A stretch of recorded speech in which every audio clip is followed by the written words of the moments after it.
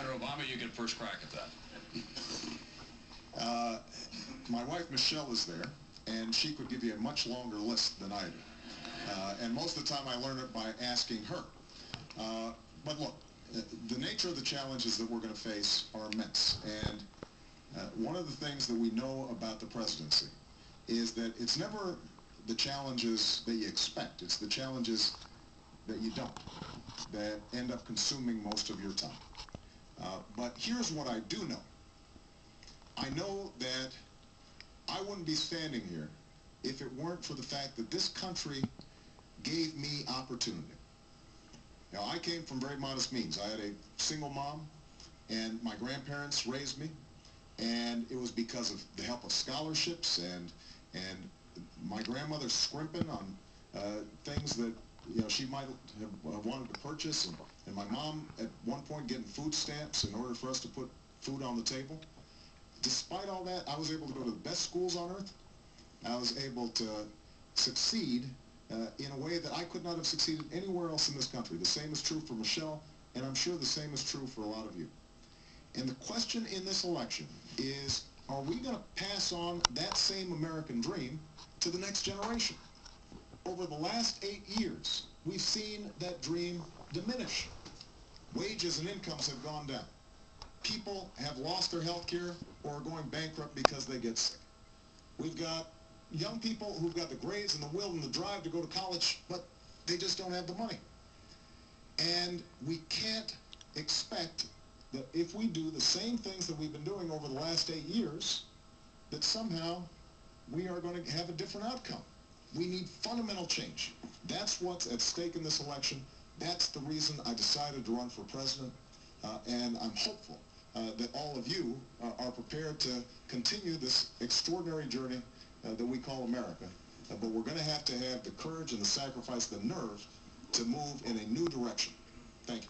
Senator Cain, you get the last word. Senator Obama had the opening. You're last up.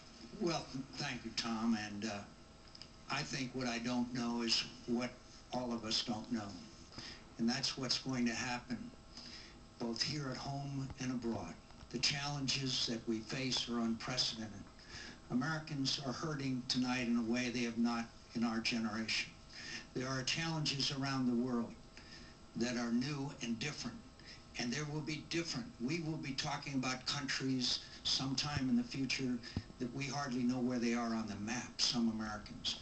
So what I don't know is what the unexpected will be. But I have spent my whole life serving this country. I grew up in a family where my father was gone most of the time because he was at sea and doing our country's business. My mother basically raised our family. I know what it's like in dark times. I know what it's like to have to fight to keep one's hope going through difficult times. I know what it's like to rely on others for support and courage and love in tough times. I know what it's like to have your comrades reach out to you and your neighbors and your fellow citizens and pick you up and put you back in the fight. That's what America's all about. I believe in this country. I believe in its future. I believe in its greatness. It's been my great honor to serve it for many, many years.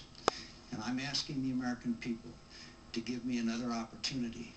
And I'll rest on my record, but I'll also tell you, times are tough. We need steady hand at the tiller. And the great honor of my life was to always put my country first. Thank you, Tom. Thank you very much, Senator McCain.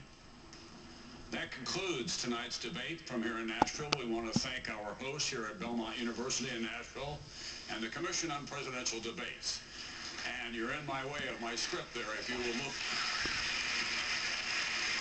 In addition to everything else, there is one more presidential debate on Wednesday, October 15th at Hofstra University in New York, moderated by my friend Bob Schieffer of CBS News.